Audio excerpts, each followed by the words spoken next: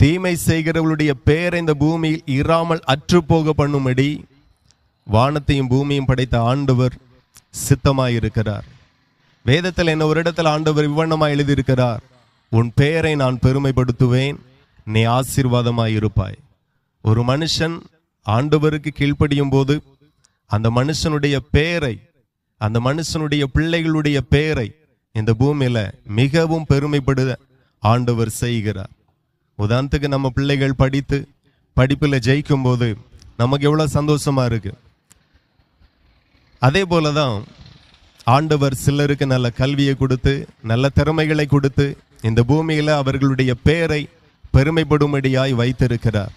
அதே நேரத்தில் ஒரு மனுஷன் தீமை செய்யும் போது அவனுடைய பெயரை பூமியில் இராமல் அற்றுப்போக பண்ணும்படி கர்த்தருடைய முகம் அவர்களுக்கு விரோதமாய் இருக்கிறது என்று வேதத்தில் எழுதப்பட்டு